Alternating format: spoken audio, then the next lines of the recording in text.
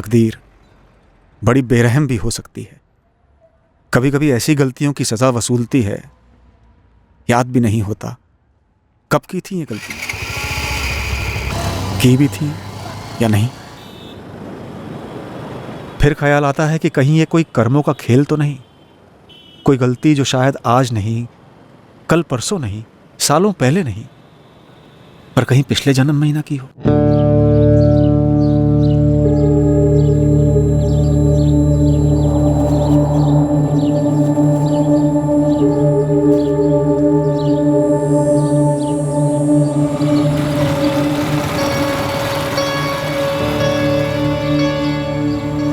कई दिनों से ये आदमी मुझे यहीं खड़ा दिखता है। क्यों खड़ा है मुझे नहीं पता, पर इसकी नजर मुझ पर होती है। क्यों होती?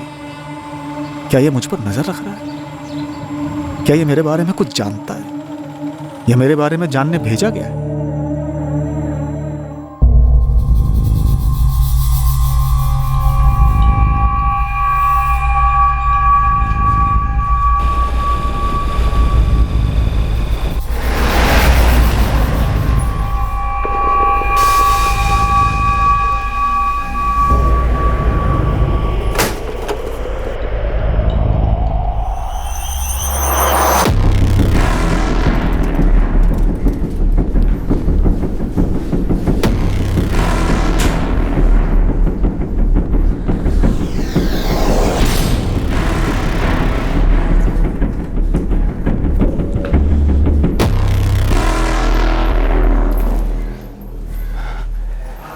इस बार तो अब घोड़ा हमको चलाने दीजिए। हमारा वक्त आ चुका है, हम एकदम तैयार हैं। अभी टाइम है बच्चे, टाइम है। अभी जितना कहा गया है उतना ही करेगा तो। जी भैया जी, जी। जो ड्यूटी तुझे दी गई है उसी में लगा रहा है। जिनकी फायरिंग की ड्यूटी है वो सही टाइम पर तुझसे मिलेंगे। जगह का मुआयना कराना, टारगेट दिखाना और काम होते ही निकल लेना। अगर ये सब मक्खन की तरह हुआ तो अगली जुबारी में घोड़ा तेरे हाथ में होगा।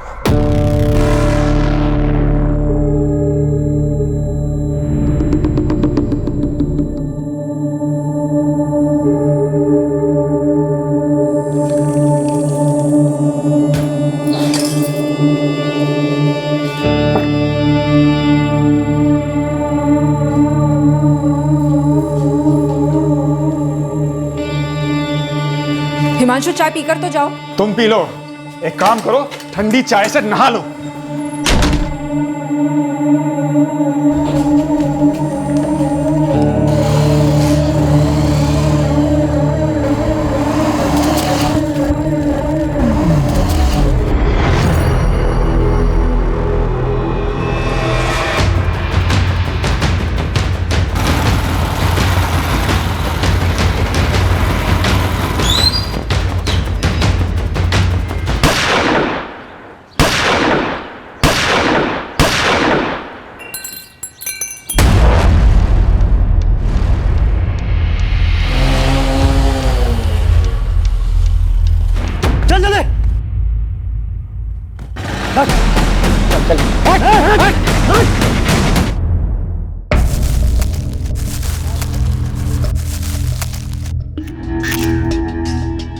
गोली की आवाज़ सुनते ही मैं बाहर भागा देखने। बाइक पर ट्रिपल सीट जाते हुए देखा मैंने उन्हें साहब।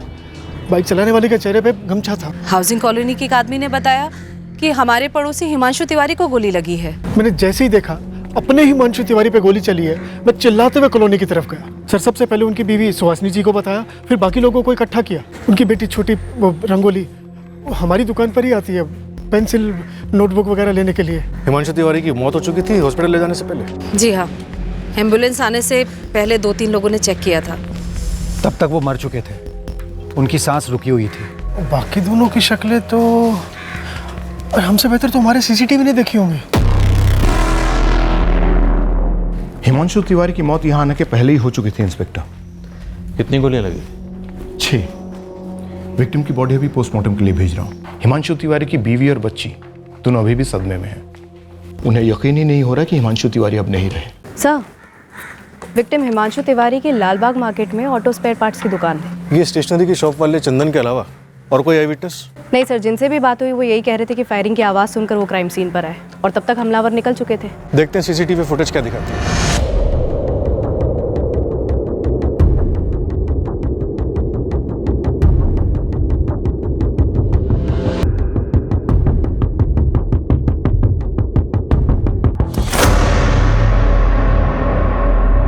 सर, दोनों शूटर में से एक शूटर वापस जाता है और 2 गोली दागता है, यानी डबल शूटिंग की गई, डबल श्योर होने के लिए कि टारगेट किसी भी तरह बचा नहीं रहे। लेकिन खुद को बचाने की कोई खास कोशिश नहीं की गई। सिर्फ बाइक सवार ने गमछा पहना हुआ है, बाकी के 2 लोग ऐसे ही हैं। जबकि शायद इन्हें मालूम होगा कि यहाँ सीसीटीवी लगा हो सकता है। सर, बाइक की नंबर प्लेट भी ब्लैंक है, इस बात का भी ख्याल रखा गया। सर, थोड़ा सा रिवाइंड करके देखते हैं। दोनों शूटर्स एक ही तरफ देख रहे हैं, जैसे कि किसी के इशारे का इंतजार कर रहे हैं। इन दोनों को इशारा मिलता है और ये लोग हिमांशु पे हमला करते हैं, और ये इशारा कर देने वाला शायद वो स्पॉटर कोऑर्डिनेटर गमछाधारी होगा। ये गमछाधारी स्पॉटर काफी दिनों से फील्डिंग कर रहा होगा हिमांशु की। स्टेशनरी ओनर चंदन से कुछ और इन्फॉर्मेशन मिली? सर, कह रहा है इसके अलावा कुछ और याद नहीं है। उसे कहो कि याद करे, दिमाग पर जोर डाले, या फिर पूछ लो कि हम याद दिला।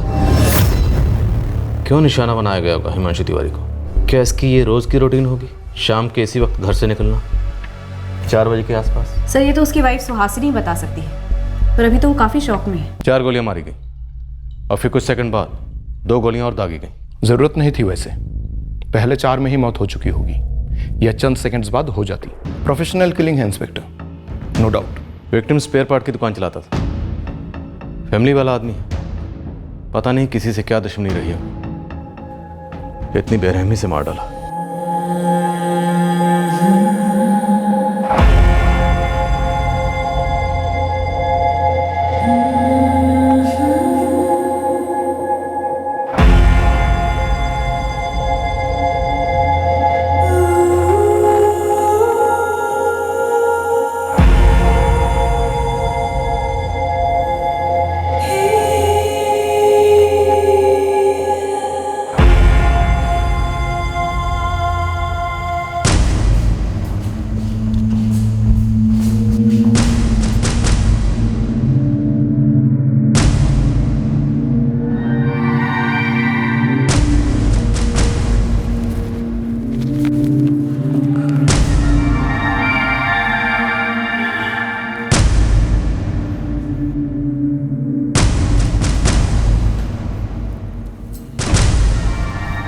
इसी की बात कर रहे थे ना कल रात को आप? हाँ, हिमांशु तिवारी। 6 गोलियों से भून डाला इसे, वहीं के वहीं दम तोड़ दिया बंदे ने। कुछ पता चला क्यों मारा गया? अब तक तो नहीं, लेकिन कोई ना कोई कारण तो जरूर निकलेगा। वही होगा जो हमेशा होता है, जर जोरू या फिर जमीन का मामला।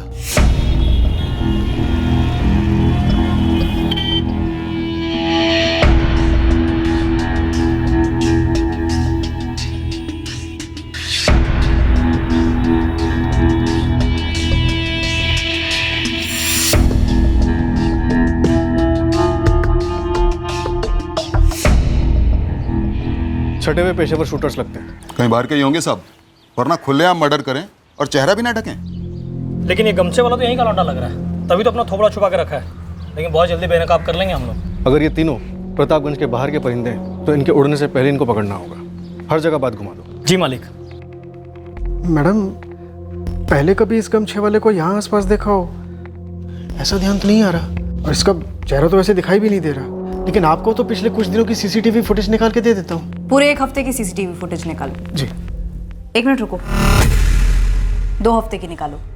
हिमांशु दोपहर 1:30 बजे दुकान से आते, खाना खाते, फिर सो जाते। शाम को 4 बजे उठकर चाय पीते,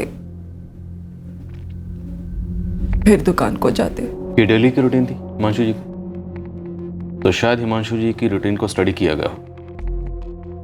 अब चूंकि बाजार में उनकी दुकान के बाहर उन्हें मारना मुश्किल था, इसलिए कॉलोनी के बाहर की जगह को चुना गया, और वो भी दोपहर का वक्त। पर जीजा जी क्यों सर?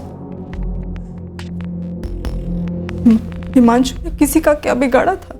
देखिए, इस तरह की ज्यादातर पेशेवर हत्या किसी पुरानी दुश्मनी या रंजिश की वजह से होती। क्या ऐसा कुछ था? मेरे पति ने एक बार भी ऐसे किसी रंजिश या दुश्मनी की बात नहीं की थी। हाल फिलहाल में हिमांशु जी ने अपनी दुकान को लेकर या कारोबार को लेकर किसी परेशानी का जिक्र किया? ऐसे किसी परेशानी का जिक्र कभी नहीं किया उन्होंने। हमारा खुशहाल परिवार था सर, एक दूसरे के साथ हंसी खुशी रहते थे। हिमांशु चाय पीकर तो जाओ। तुम पी लो, एक काम करो ठंडी चाय से नहा लो। सुहासिनी जी, आपकी लाल बाग वाली दुकान पर गौरव और विकास काम करते हैं, उनके साथ कोई खटास? वो लोग कई सालों से काम कर रहे हैं सर, भरोसेमंद है। क्या गौरव और विकास में से किसी ने कोई बड़ा लोन लिया था हिमांशु से? साहब, लोन लेने की कभी ज़रूरत ही नहीं पड़ी। हिमांशु से तनख्वाह वक्त पर देते रहे और बोनस भी देते रहे। साहब, उन्होंने तो हमारा बीमा भी करवाया था। सालों से काम करते थे ना उनके साथ? हाँ साहब। तो कभी किसी के साथ कोई अनबन, कोई दुश्मनी? 15 सितंबर को जब तुम्हारे सेठ हिमांशु दुकान पर आए और फिर दुकान से घर पर गए, तब उनका मूड कैसा था? 15 सितंबर को तो वो दुकान पर आए ही नहीं थे। तो फिर वो घर कहाँ से लौटे थे? सर वो तो पता नहीं, हम सुबह दुकान खोलकर काम पे लग गए थे। तो तुम लोगों ने फ़ोन करके पूछा नहीं? हमें लगा वो अपने दूसरे काम पे गए होंगे, उनका प्रॉपर्टी का बिजनेस भी था ना साहब। तो हिमांशु जी प्रॉपर्टी में भी डील करते थे? ब्रोकर थे? जी नहीं साहब, वो ब्रोकर नहीं थे, वो ज़मीनें खरीदते थे और जब उनके दाम बढ़ जाते थे तो बेच देते थे। सर, मैंने सुहासिनी से दोबारा वही सवाल पूछे जो आपने पूछे थे, लेकिन एक भी बार उसने प्रॉपर्टी डीलिंग के बिजनेस के बारे में जिक्र तक नहीं किया। ऑड है सर। क्या उसने जानबूझकर नहीं बताया कि हिमांशु परसों दुकान पर नहीं गया था? सर, क्राइम सीन से हिमांशु का फोन बरामद हुआ है। कुछ मिला शक करने लायक? किसी राजू चौधरी को कई कॉल्स हुए हैं 15 को, और उससे पहले भी कई बार। सर, इस राजू चौधरी से हिमांशु की लगभग रोज बात होती थी, दिन में कई दफे, लेकिन क्रियाक्रम के वक्त कोई राजू चौधरी नाम का आदमी आया नहीं था। इस राजू चौधरी का फोन स्विच ऑफ?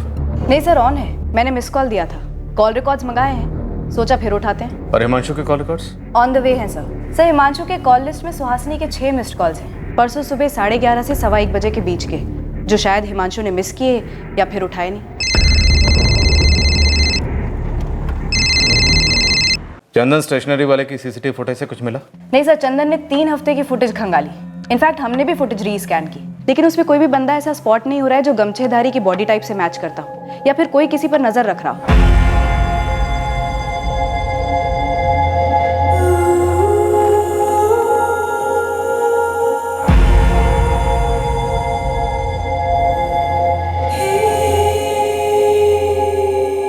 नियति का कैसा खेल है ये? हिमांशु के साथ ही ऐसा क्यों? ऋषि, बहू कुछ जानते हैं क्या? पता नहीं बाबूजी। सर, हम आपको कितनी बार बता चुके हैं कि हमको नहीं मालूम उस दिन हिमांशु सेठ कहाँ थे। और साहब, उस दिन भाभी जी ने भी हमें फ़ोन किया था। क्यों? यही पूछने के लिए कि उस दिन हिमांशु सेठ कहाँ थे।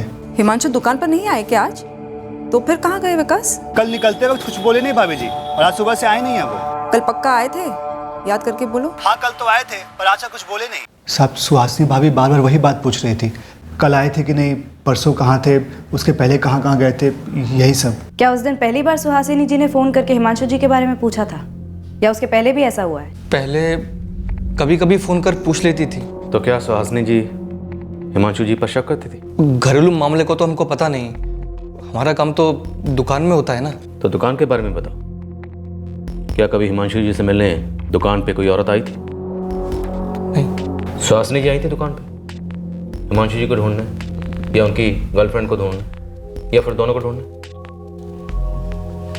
सुहासिनी जी, जिनका मर्डर हुआ है वो आपके पति है ना, हिमांशु तिवारी जी, तो आपसे 2-4 सवाल तो पूछने पड़ेंगे।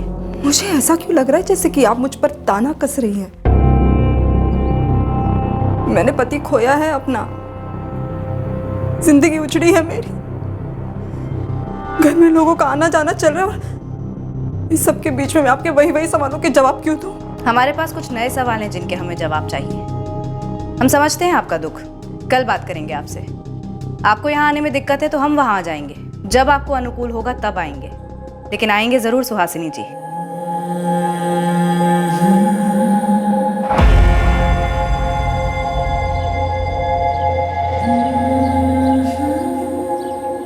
तुम और रंगोली कुछ दिनों के लिए हमारे यहाँ शानपुर क्यों नहीं आ जाते? देखती हूँ माँ, यहाँ पर भी बहुत सारे अधूरे काम पड़े हैं, समझ में नहीं आ रहा है माँ। शुरुआत कहाँ से करूं?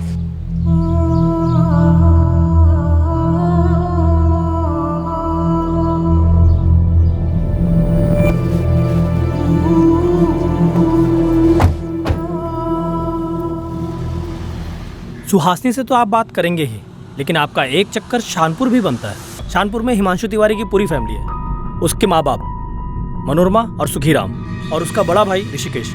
लेकिन हाँ, एक खबर लगी है कि शानपुर में हिमांशु तिवारी के पिता सुखीराम अपनी जायदाद का बंटवारा करने वाले थे, वो भी हिमांशु और ऋषिकेश में आधा आधा। क्या शानपुर में काफी प्रॉपर्टीज है उनकी? करोड़ों की संपत्ति है। पुलिस ने सुहासिनी को बताया हिमांशु की सुपारी दी थी, किसी पेशेवर हत्यारे ने मार डाला उसे। और क्या बोला पुलिस वालों ने?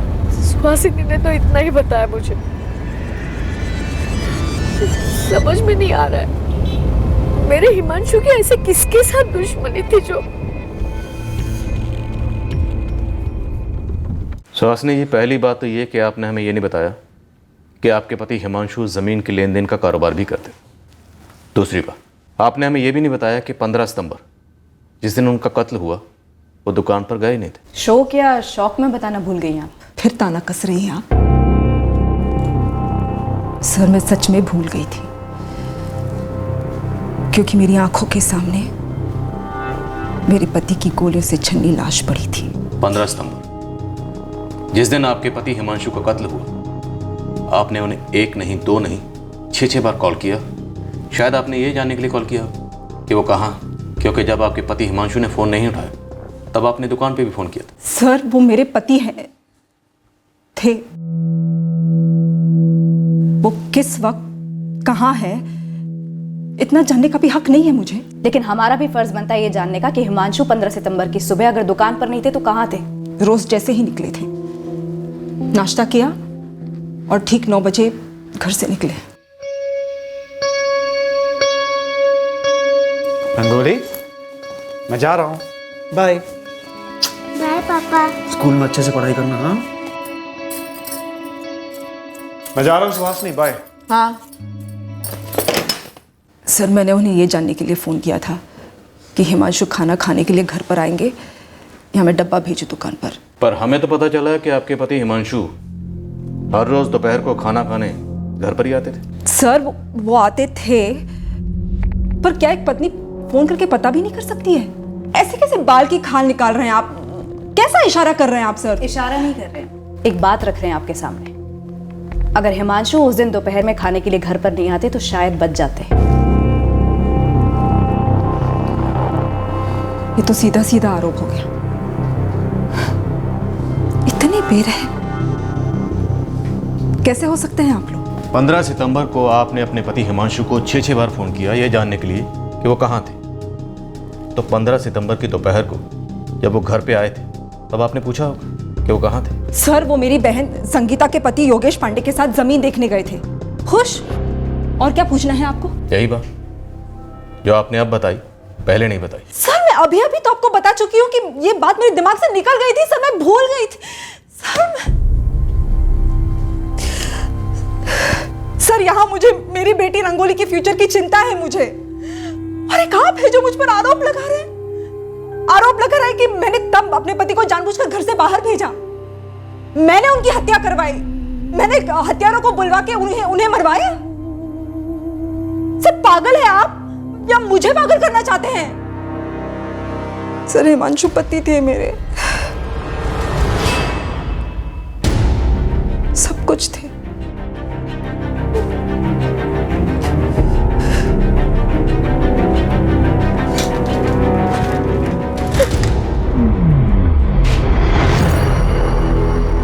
ये सुहासिनी जितना बता रही है उससे कहीं ज्यादा छुपा रही है। शायद उस दिन सुहासिनी ने यह सुनिश्चित किया था कि हिमांशु रोज की तरह दोपहर को घर आए खाने को और रोज की तरह चाय पीकर दुकान के लिए निकले। कॉल रिकॉर्ड्स निकलवाए सुहासिनी के। सर, एक रिक्वेजिशन डाल देती हूँ सुहासिनी के कॉल रिकॉर्ड्स के लिए। और सर, गुप्ता सर शानपुर गए हैं। हिमांशु अपने साड़ू योगेश पांडे के साथ गया था जमीन देखने कत्ल की सुबह, उसे हाजिर करो। जी सर। और इस राजू चौधरी का क्या हुआ जिसका नंबर बार बार फीचर हो रहा है हिमांशु की कॉल लिस्ट? सर, उसकी कॉल रिकॉर्ड डिटेल्स आनी अभी बाकी है। यहाँ इतना कुछ है? और सुहासिनी का कहना है कि हिमांशु की किसी से कोई रंजिश नहीं थी, कोई मसला नहीं था। रुचिका, इस सुहासिनी को फिर से खंगालो। किश्तों में इंफॉर्मेशन दे रही है, अपने शो को ढाल बनाकर ढाल के पीछे कुछ छुपा रही। पक्का।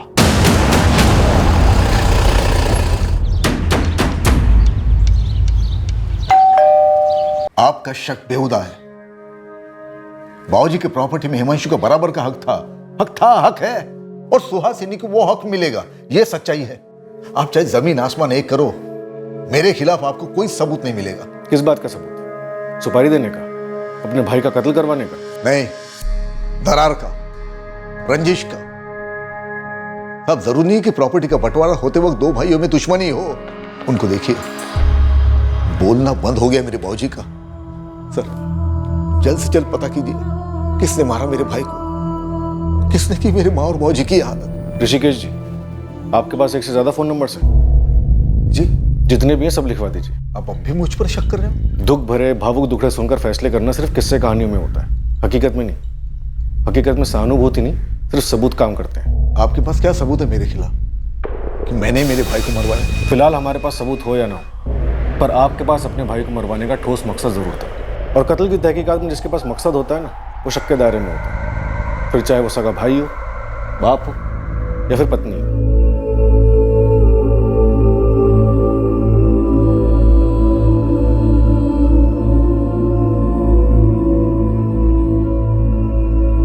मम्मी, जब आप और पापा की लड़ाई होती थी मुझे बहुत रोना आता था। अब लोग रहे कि लड़ाई ही ठीक थी, कम से कम पापा तो यहाँ होते। मुझे पापा की बहुत याद आ रही। मुझे भी बेटा। तो फिर आप उनके साथ इतनी लड़ाई क्यों करती थी? मम्मी, पापा को किसने मार डाला? क्यों मार डाला? मुझे नहीं पता बेटा, मुझे नहीं पता।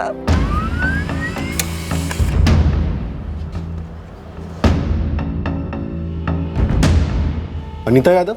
जो नंबर हिमांशु ने राजू चौधरी के नाम से सेव किया था वो दरअसल किसी अनीता यादव का है। एक आदमी अपने मोबाइल में एक औरत का नंबर एक आदमी के नाम से क्यों सेव करेगा? ताकि उसकी बीवी को शक ना हो, पता ना चले। अफेयर शायद सुहासिनी का नहीं, हिमांशु का रहा होगा।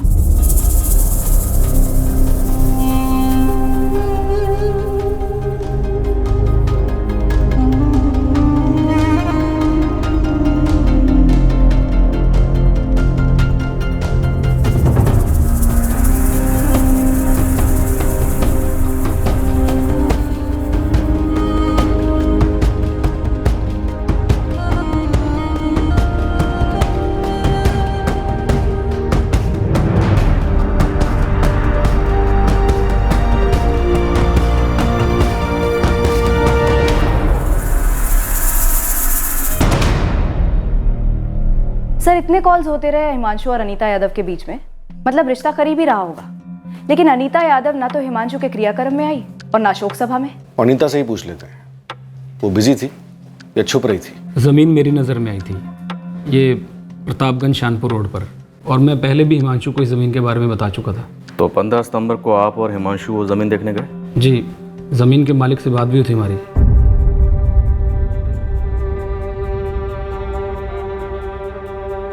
हमने ज़मीन के सारे कागज़ देखे, काफ़ी यहाँ वहाँ की बातें हुई। और सर, अगर आप चाहें तो ज़मीन के मालिक अश्विन जी से पूछ सकते हैं। नंबर दूँ आपको? फ़ोन रिकॉर्ड्स हैं हमारे पास। आपके और हिमांशु के फ़ोन रिकॉर्ड से पता चलता है कि आपके फ़ोन की लोकेशन 15 सितंबर को प्रतापगंज शानपुर रोड ही थी। तो सर, सच ही बोल रहा हूँ ना मैं। हमने कब कहा आप झूठ बोल रहे? और झूठ बोलने की वजह है क्या? बिल्कुल नहीं। 1 बजे हम लोग वहाँ से निकल गए और करीबन 2 बजे हिमांशु ने मुझे मेरे ऑफिस ड्रॉप किया। आपको ड्रॉप करने के बाद 2:30 बजे हिमांशु घर पहुंचे और फिर 2:55 पर सुहासिनी ने आपको फ़ोन किया। जी हाँ, सुहासिनी ने फ़ोन किया था। वजह? वो सर, बस सुहासिनी पूछ रही थी कि हाँ योगेश, आपने और हिमांशु ने नई जमीन देखी थी क्या आज? हाँ सुहासिनी, बढ़िया ज़मीन है। मैं और हिमांशु सौदा पक्का करने की सोच रहे हैं। अच्छा, वैसे क्यों पूछ रही हो तुम? बस ऐसे ही। तो क्या सुहासिनी भी ज़मीन के लेन देन में हाथ बटाती थी? जी नहीं सर। तो फिर फ़ोन क्यों किया? वो ऐसे ही सर। फिर 3:55 पर जैसे ही हिमांशु घर से निकला, सुहासिनी ने आपकी पत्नी संगीता को फोन किया। सर सगी बहनें हैं दोनों। वो दोनों सगी बहनें, आप सगे जीजा हैं और हिमांशु सगा पति था, जो इस फोन कॉल के दौरान ठीक 4:01 पर 6 गोलियों से भून दिया गया। सर मुझे समझ नहीं आ रहा कि ये दोनों बातें आपस में जुड़ी कैसे। आप कहना चाहते हैं कि क्या संगीता और सुहासिनी को मालूम था? मालूम था क्या? आप कहना चाहते हैं कि संगीता और सुहासिनी मिलकर हिमांशु को, सर ऐसा क्यों करेंगी वो? यही तो हम जानना चाहते हैं। हमें सुहासिनी पर गहरा शक है। कोई अंधा भी बता सकता है कि सुहासिनी और हिमांशु के बीच में शक की गहरी खाई थी। सर मुझे कुछ नहीं पता। सर मैं एक ब्रोकर हूँ, ज़मीनों की डील करता हूँ। हिमांशु भी यही काम करता था। हमने कुछ ज़मीनें मिलकर खरीदी और अच्छा दाम मिलने पर मुनाफा बांट लिया। संगीता और सुहासिनी बहनें हैं, लेकिन सर वो अपनी ज़िंदगी जीते हैं, हम अपनी।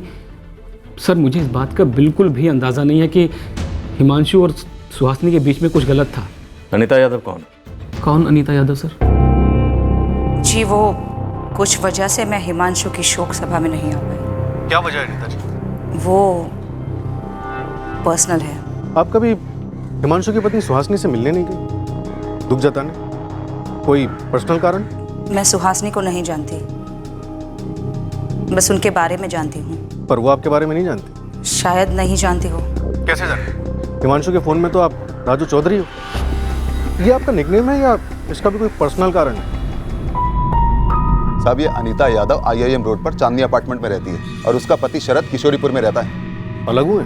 ना साहब, ट्रांसफर पर। अनीता का पति शरद PWD में इंजीनियर है। अनीता और शरद का कोई बच्चा नहीं है साहब। अनीता का पति शरद का किशोरीपुर में पर्चा खोलो। जी साहब, बिल्कुल। अच्छा, उन दोनों शूटर्स का कुछ पता चला? और उस गमछे वाले का? साहब, वो दोनों शूटर 101% बाहर के हैं। उन दोनों को अपनी पूरी बिरादरी में किसी ने नहीं पहचाना। लेकिन वो गमछे वाला तो यहाँ का हो सकता है। बिल्कुल हो सकता है साहब, लेकिन उसने गमछा इतना टाइट बांध रखा है कि इतनी सी भी पहचान नहीं मिल रही है उसकी। सर 15 सितंबर को जब हिमांशु घर से बाहर निकला था 4 बजे, तब पति पत्नी में घमासान झगड़ा हुआ था। पड़ोसी ने बताया? हाँ सर, एडवोकेट रीटा मिश्रा ने। बगल वाला घर उसी का है। देखिए, झगड़े किस जोड़े के बीच में नहीं होते, पर चूंकि ये मर्डर का मामला है इसीलिए बता रही हूँ आपको। रोज होते थे झगड़े? कभी कोई मारपीट? कभी कोई मारपीट ना देखी ना सुनी।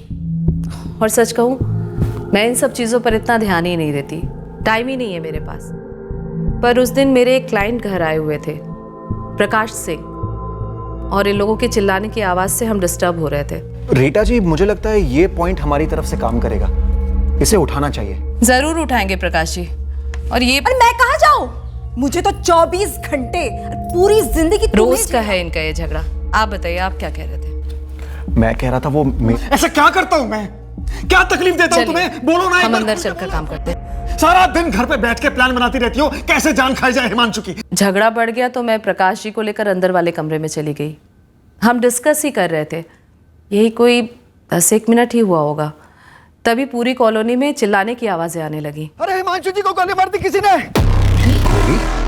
ये वही हिमांशु है ना जिसकी आवाज हमने अभी अभी सुनी थी? हाँ, हिमांशु तिवारी नेबर है मेरा। अरे उनकी आवाज अभी तो आ रही थी। हम कुछ समझ ही नहीं पाए, बस देखा कि सारे लोग कॉलोनी के बाहर भाग रहे थे। रीटा जी, क्या सुहासिनी अपने पति को मरवा सकती है? क्या बोलूं मैं, वैसे सालों से जानती हूं मैं उन दोनों को, दोनों ही डिसेंट हैं, पर लोगों के दिलों में, दिमाग में, घरों में क्या चल रहा है कोई कैसे बोल सकता है? आपको क्या लगता है?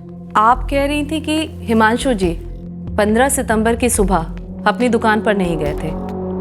सोचिए, हिमांशु जी घर लौटे हों, उन्होंने खाना खाया हो, और शायद उसके बाद वो अपनी दुकान पर जाना ही ना चाहते हो।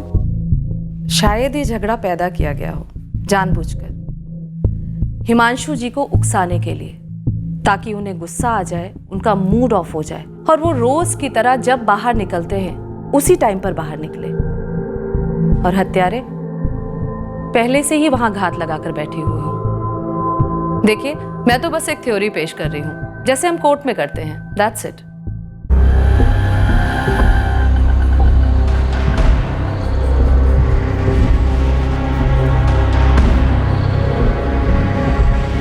मुझे कोई आइडिया नहीं कि हिमांशु ने मेरा नंबर अपने मोबाइल में राजू चौधरी करके क्यों सेव किया था।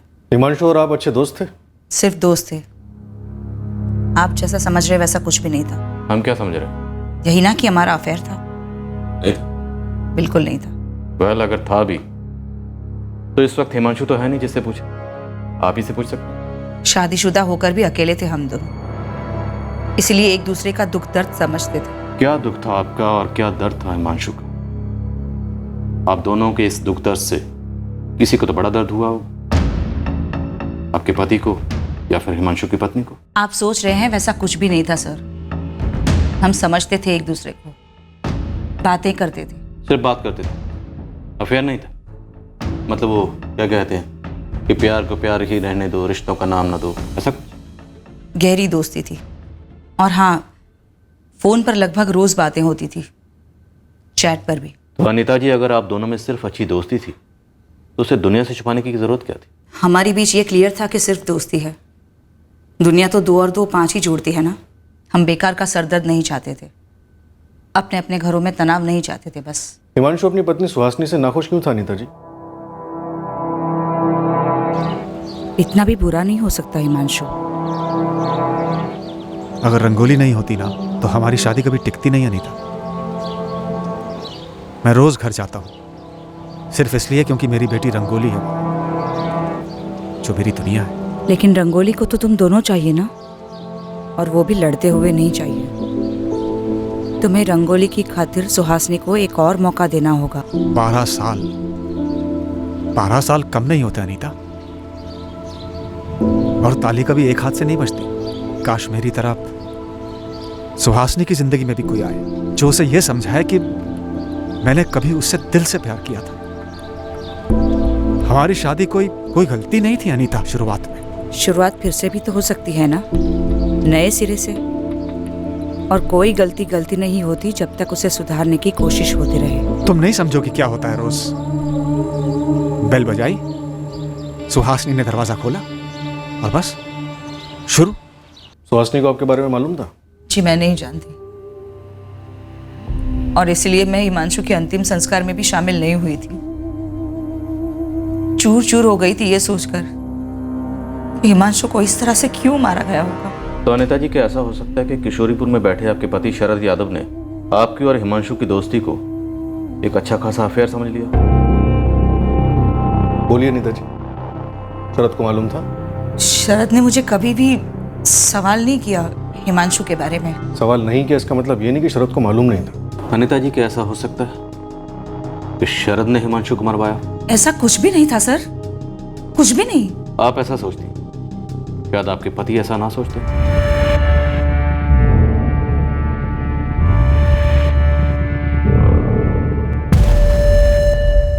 ये हाफिज मलिक और ये यूनुस शेख। कौन से ग्रोह के? कोई माई बाप नहीं इनका, ये तो एक दूसरे के भी नहीं है। लेकिन एक खबर पता चली है कि 15 सितंबर की सुबह प्रतापगंज स्टेशन पे दोनों दिखे थे। दोनों बहुत ही शातिर हैं, काम के लिए फ़ोन भी नहीं रखते हैं। नया काम, नया सिम कार्ड, काम हुआ सिम कार्ड फेंका।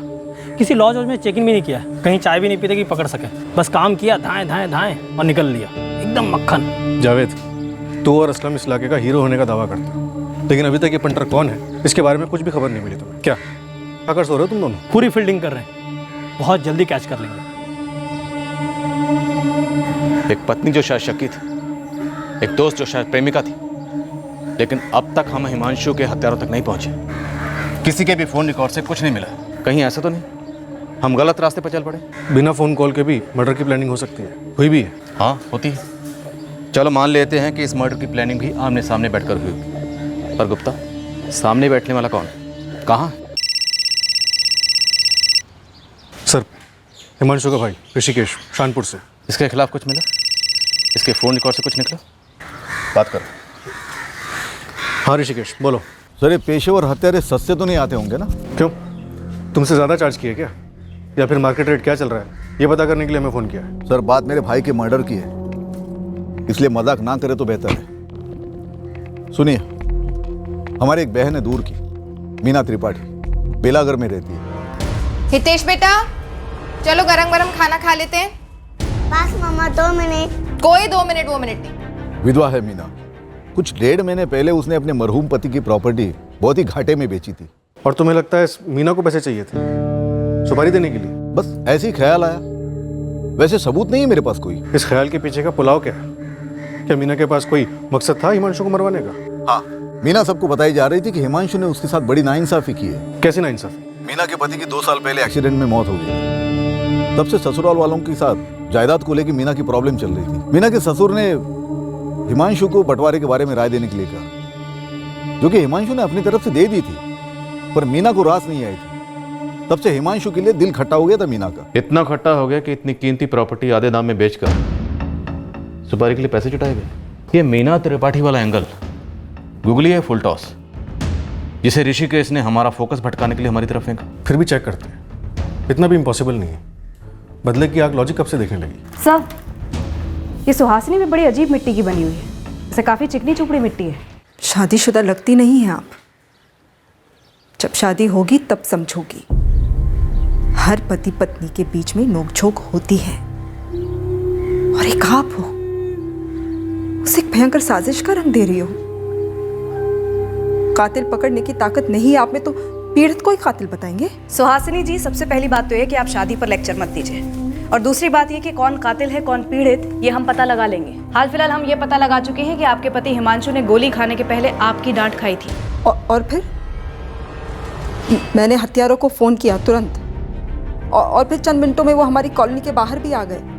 मतलब सीधे आसमान से टपक गए क्या? तुरंत आप हमारे थाने में तशरीफ ले आइए सुहासिनी जी। लगता है आपके घर में कोई करीबी बेवक्त गुजरा नहीं है। वैसे 13 दिनों तक हम घर के बाहर कदम भी नहीं रखते। 13 दिन की पाबंदी आपके ऊपर होगी, आप उसका पालन कीजिए। हमारे ऊपर कोई पाबंदी नहीं है, इसलिए हम आपके घर आ रहे हैं।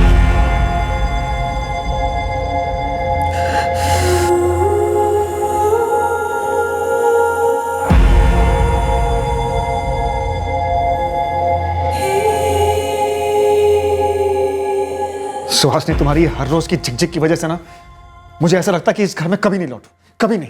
तुम्हारे पास कहीं और जाने का ठिकाना जो है। लेकिन एक बात याद रखिए हिमांशु, मैं पत्नी हूं तुम्हारी, और तुम्हारी 11 साल की बच्ची भी है घर में, इसलिए घर आना या ना आना ये कोई चॉइस नहीं है तुम्हारे पास। और इस घर में ना तुम्हारी मनमर्जी नहीं चलेगी। तुमसे तो बात करना ही बेकार है, जाओ तुम। अरे मैं कहां जाऊं? मेरे पास तो ऐसा कोई है ही नहीं जाने के लिए, वो तो तुम्हारे पास है। मुझे तो 24 घंटे पूरी जिंदगी तुम्हें झेलना होगा। अरे क्या झेलती हो तुम? ऐसा क्या करता हूं मैं? क्या तकलीफ देता हूं तुम्हें? बोलो ना, एक बार खुल के बोलो। सारा दिन घर पे बैठ के प्लान बनाती रहती हो, कैसे जान खाई जाए हिमांशु की, कैसे जान से मार दिया जाए अपने पति को। तुम फिक्र ना करो, एक दिन ना, और बहुत जल्दी आएगा वो दिन, जब मैं इस घर में वापस लौटूंगा ही नहीं। फिर पूरे सुकून के साथ रहना तुम, ठंडक मिलेगी तुम्हारी आंख को। अरे अब सारा गुस्सा चाय पे निकलेगा? शुक्र करो चाय पे निकाल रहा हूं। चाय पी के जाओ हिमांशु। खुद पी लो। एक काम करो, ठंडी चाय से नहा लो। सर, लगता है ये सुहासिनी बहुत बड़ा गेम खेल रही है। सोच रही है आंसुओं से हमारी आंखों में धूल झोंकेगी। सर, सुहासिनी की बहन संगीता को भी उठाते हैं। ये सुहासिनी हमारी पहली सस्पेक्ट नंबर 1 थी, और अब ये बेलागढ़ की मीना, हिमांशु की कजन भी आ गई हमारी लिस्ट में। और सर, अनिता का हस्बैंड शरद यादव तो जाहिर सा सस्पेक्ट है। जब हमने इस केस की तहकीकात शुरू की तब हमें बताया गया था कि हिमांशु एक बहुत ही सीधा साधा इंसान है, जिसकी किसी के साथ कोई दुश्मनी नहीं हो सकती। सर, शायद वाकई में सीधा साधा इंसान रहा होगा हिमांशु, तभी तो शक नहीं कर पाया कि कोई उसके खिलाफ साजिश कर सकता है। और अब उसके कत्ल के बाद हमारे हाथों इस साजिश की कोई भी कड़ी नहीं लग रही है। सर, ये अनीता दोस्ती वोस्ती कुछ भी बोले, लेकिन ये अफेयर ही रहा होगा। लेकिन ऐसी फीलिंग आ रही है कि ये मर्डर शायद इस अफेयर से ना जुड़ा हुआ, किसी और अफेयर से जुड़ा हुआ, शायद सुहासिनी के किसी अफेयर से।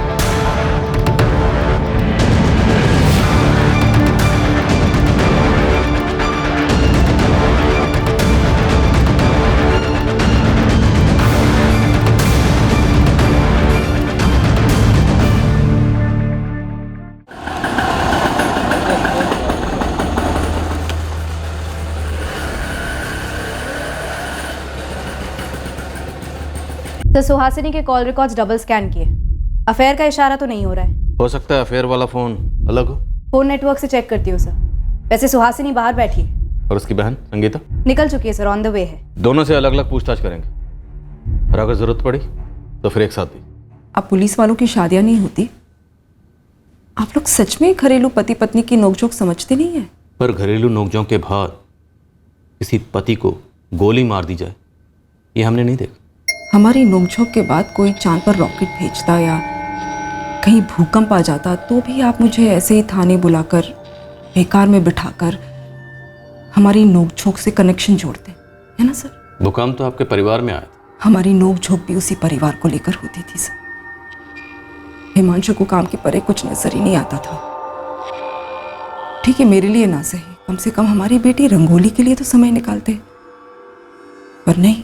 तो आप ये कहना चाहती हैं कि आपकी और आपके पति हिमांशु के बीच में इतने अरसे से, सालों से झगड़ा और नोकझोंक सिर्फ इसलिए होती थी क्योंकि वो रंगोली को वक्त नहीं देते थे? और क्या कारण था सर, आप बताइए ना। कारण था अनीता यादव। कौन अनीता यादव? ये मत पूछिए कौन अनीता यादव, क्योंकि अनीता यादव कौन है ये आपकी बहन संगीता भी जानती। 3:55 पर आपके पति हिमांशु घर से निकले, 4:01 पर उनका कत्ल हुआ।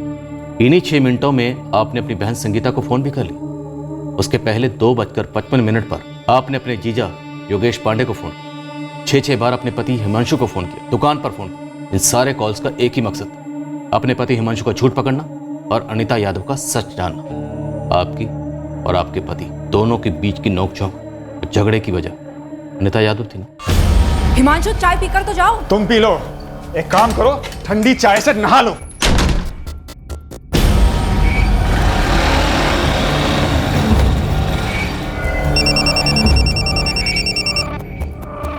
हाँ सुहासिनी बोल।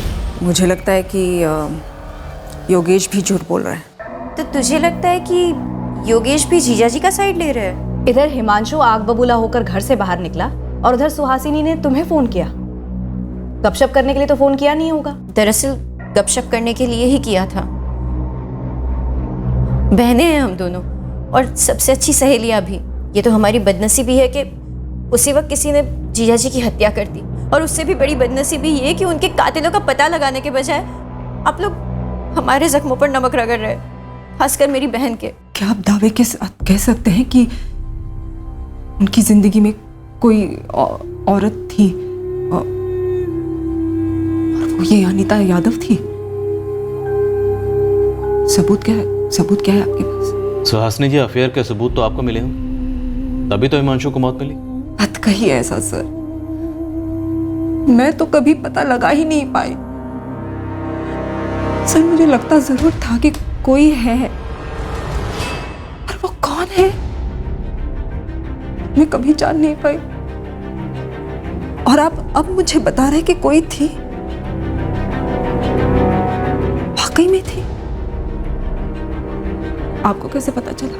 वैसे ही जैसे आपको पता चला राजू चौधरी से, जिससे आपके पति हिमांशु की कई बार बात हो गई। राजू चौधरी?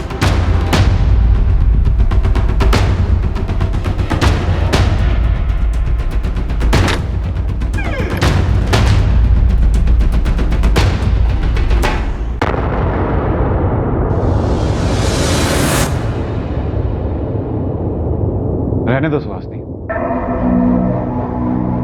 फोन तो छुपा लोगी, लेकिन तुम्हारी आंखों में जो ये बेबुनियाद शक है, इसे कैसे छुपाओ? जैसे तुम छुपाते हो अपनी आंखों में किसी और का चेहरा, अपने दिल में किसी और की धड़कन। हमारे बीच में जो ये शक की दीवार बांध ली है ना तुमने सुहासिनी, ये मुझे सोचने पर मजबूर करती है कि एक दिन चुपचाप इस दीवार को फांद कर कहीं दूर चला जाए, किसी और के साथ एक नया घर बसाओ।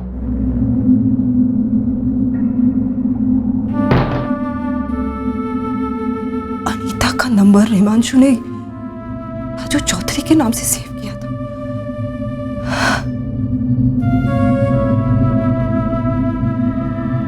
मैंने ही ऐसा क्यों नहीं सोचा? जिस राजू चौधरी से हिमांशु रोज बात करते थे, रोज,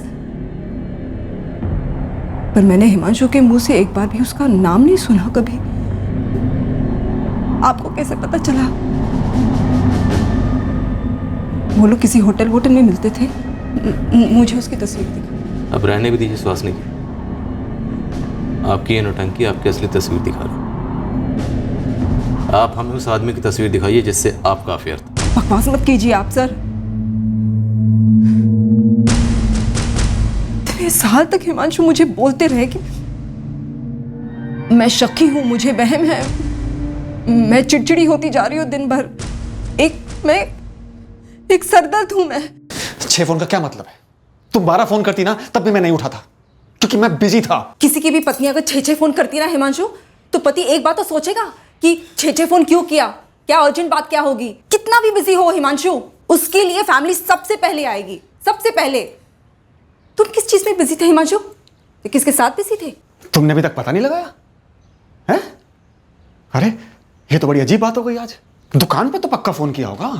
नहीं, संगीता को जरूर फोन किया होगा। तो उसने बताया नहीं कि मैं उसी के पति योगेश के साथ शानपुर हाईवे के पास वाली जमीन देखने गया था। जमीन देखना बिजी होता है क्या? हाँ हिमांशु, तुम अपने दिल पर हाथ रखकर बताओ मेरा फोन क्यों नहीं उठाया तुमने? सर दर्द। पहले जब तुम मुझ पर 24 घंटे शक करती थी ना, तो मेरे सर में दर्द होता था। लेकिन अब लगता है तुम खुद कितना बड़ा सरदर्द हो। जो भी करती हो, जो भी कहती हो, वो बस शक की कड़वी चाशनी में डूबा हुआ होता है। कितना मीठा बोल रहे हो हिमांशु, कितना मीठा बोल रहे हो। कहां से सीखा तुमने ऐसा बोलना? हाँ, क्या नाम क्या है उस मैडम का जिसने सिखाया तुम्हें? नाम बताकर तुम्हारी नींद क्यों हराम करूं? तुम सिर्फ इतना समझ लो कि उसका नाम सुहासिनी नहीं है। और हाँ, मैं उसी के साथ था। हम दोनों मिलकर प्लान कर रहे थे कि कैसे एक हुआ जाए। मैं तो एक अरसे से प्लान कर रहा हूं, बस उसको अंजाम देने के लिए सही मौका ढूंढ रहा हूं। हाँ सच है, ढूंढ ही रहे होंगे तुम। किसी को अगर जीते जी नर्क में जाना हो ना, तो मैं उसे अपनी जिंदगी दे दूं। मैं हिमांशु से लड़ी थी क्योंकि मुझे लगभग यकीन था कि हिमांशु योगेश के साथ नहीं था। सुहासिनी के दिमाग में एक शक घर कर गया था कि जीजा जी का किसी से कोई अफेयर चल रहा है। और उस दिन दोपहर का फोन किस बारे में था? पता करने कि कहीं मेरे पति योगेश झूठ तो नहीं बोल रहे। सुहासिनी, अब ये थोड़ी ज्यादा ही जाती नहीं हो रही है? संगीता, जाती मेरी जिंदगी के साथ हो रही है। हिमांशु तो कई बार कह चुके हैं मुझे कि वो मुझे एक ना एक दिन छोड़ देंगे। पर योगेश जीजा जी का साथ क्यों देंगे? शायद मर्दों की सोच ही ऐसी हो, एक दूसरे के अफेयर्स छुपाओ। तो अब तुम योगेश पर भी अफेयर का आरोप लगा रही हो। सुहासिनी, असलियत में जीना सीखो, ये वहमों के कैद खानों से बाहर निकलो। हिमांशु ने ये सब कहा है मुझे। संगीता, मैं कोई मनगढ़ंत कहानी नहीं बता रही हूँ तुम्हें। पर सुहासिनी, तुमने कभी सोचा है जीजा जी ने खुद सामने से आकर ये बात नहीं कही होगी। हमेशा किसी झगड़े के आखिर में ये बात कही होगी, और झगड़ा हमेशा तुम ही शुरू करती हो। तुम भी उसी का साथ दे दो, जाओ तुम। ये वहम, ये अफेयर वाला शक कब पैदा हुआ? कब का तो मुझे नहीं पता, लेकिन काफी वक्त से था जरूर। संगीता, तुमने इतनी बड़ी बात हमसे छुपाई, और क्या छुपा रही हो? क्या मतलब है आपका? तुम्हारी बहन सुहासिनी दूध की धुली है या फिर वो भी अफेयर का इत्र लगाती थी? ये क्या बेहुदा बातें कर रही है आप? तो मैं गलत नहीं थी? पूरी तरह सही भी नहीं थी। हम ये जानना चाहते हैं कि कहीं अपने वहम को दूर करने के लिए आपने अपने पति हिमांशु को तो दूर नहीं कर दिया? मैंने नहीं मारा हिमांशु को सर। मैं कितनी बार वही बात बताऊं आपको। अरे सुहासिनी भाभी जी, अरे हिमांशु जी को गोली मार दी किसी ने।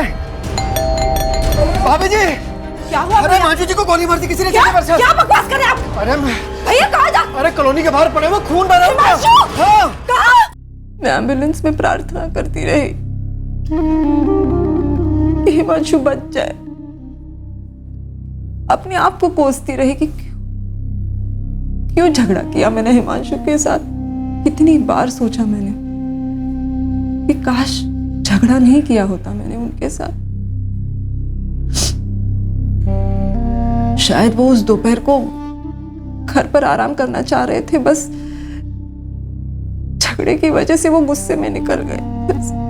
नहीं चाहते तो बच जाते, पर एक ना एक दिन वो जाते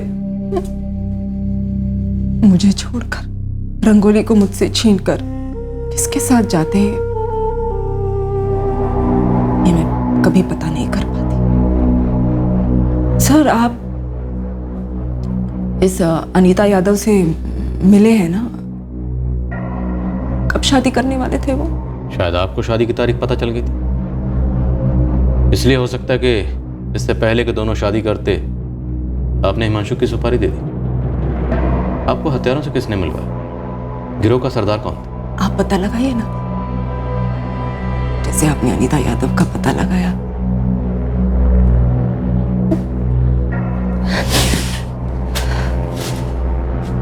सर मैं जाऊं, मैं बहुत थक गई हूँ, मुझे घर जाना है। सुहासिनी तिवारी काफी अच्छे से दर्शाती है उसका सदमा, उसका चौंक जाना, पर अभी भी वो अपना असली चेहरा दिखा रही है या अभी भी मुखौटा पहने हुए, ये तय कर पाना मुश्किल है। सर फोन नेटवर्क कंपनी से जवाब आया है, सुहासिनी के नाम पर कोई भी दूसरा नंबर रजिस्टर्ड नहीं है। हो सकता है इस अफेयर में कोई फोन इस्तेमाल ही ना हुआ। सुहासिनी अपने प्रेमी से चुपचाप मिलती रही। पीछा करो। सर सुहासिनी की बेटी रंगोली से अलग से बात करें? नहीं रुचिका, वो बच्ची है, रहने देते हैं। पहले हम ट्राई करते हैं, अगर कुछ ठोस हाथ लगा तो फिर बात करेंगे। हिमांशु की कज़न मीना त्रिपाठी, उसका क्या हुआ? सर मीना त्रिपाठी के कॉल रिकॉर्ड्स तो ठंडे हैं। गुप्ता सर का मैसेज आया था, वो बेलागढ़ में मीना त्रिपाठी तक पहुंच गए। हिमांशु मेरा कज़न था, जाहिर है उसकी मर्डर की खबर सुन के मुझे बुरा लगा है, लेकिन आप मेरे पास क्यों आए हैं? ये गमछाधारी मास्टरमाइंड लगता है, और इन दोनों शूटर्स ने हिमांशु पर गोलियां चलाई थी। प्रोफेशनल काम करने वाले लगते हैं, काफी बड़ी रकम लेते हैं मर्डर की। तो आपके स्वर्गवासी पति की एक जमीन थी रामाबाद में, जो आपने पिछले महीने बेची। उसका इन पेशेवर हत्यारों से क्या ताल्लुक है? आप सीधे सीधे बताएंगे क्या टेढ़ा सोच रहे हैं? जमीन के बंटवारे को लेकर आपके अपने ससुराल वालों के साथ अनबन थी। काफी जानकारी निकाल कर आए हैं आप। बिल्कुल, जमीन के बंटवारे में अपनी राय देने के लिए आपके ससुर ने हिमांशु को बुलाया था, और हिमांशु ने जो राय दी वो आपको नाइंसाफी लगी, और जमीन बेचने के ठीक 1 महीने के बाद इन महंगे शूटर्स ने हिमांशु को शूट कर दिया। अब बोलिए। हिमांशु के साथ मेरी कोई निजी दुश्मनी नहीं थी। हाँ, वो बंटवारे का फैसला खटका था मुझे। मेरे सर पे मेरी बेटी की जिम्मेदारी, इसलिए अपने ससुराल वालों के सामने कुछ मांगे रखी थी मैंने। 50-50 हो रहा है मीना, इसमें नाइंसाफी कहाँ हुई है? तकदीर ने मेरे साथ नाइंसाफी की है, मेरे पति को मुझसे छीनकर। आप लोग थोड़ा बड़प्पन नहीं दिखा सकते? मेरी हालत नहीं देख सकते? इस घर की विधवा हूं मैं, बेवक्त हुई विधवा। लेकिन मीना बेटा, हम राजेश के साथ नाइंसाफी नहीं कर सकते। राजेश जवान है, अभी अभी नौकरी शुरू की है, पूरी जिंदगी रखी है उसके सामने, लेकिन मुझे मेरी नई जिंदगी ढूंढनी है। लेकिन मीना, तुम्हारे पति रुपेश ने जिंदगी भर जो भी कमाया, जो भी इन्वेस्टमेंट्स किए, वो सब तो तुम्हारे और तुम्हारे बेटे के नाम पर ही है ना। उसमें से तो कोई भी हिस्सा ये परिवार तुमसे नहीं मांग रहा, क्योंकि वो गलत भी होगा। लेकिन केशव अंकल की प्रॉपर्टी पर राजेश और रुपेश दोनों भाइयों का बराबर का हक बनता है। नाखुश हुई, लेकिन लड़ी नहीं। जो होना था हो गया, मामला खत्म है। हिमांशु भी खत्म है। क्या ये मामला, ये रंजिश हिमांशु से थी? इंस्पेक्टर साहब, आपको बहुत गर्मी लग रही होगी ना, और इस किराए के मकान में एक कूलर तक नहीं है, और मैं हिमांशु के खिलाफ भड़ास निकालने जमीन बेचकर उसके कत्ल की सुपारी दूंगी। कितने की सुपारी दी थी? किसने उठाई थी सुपारी?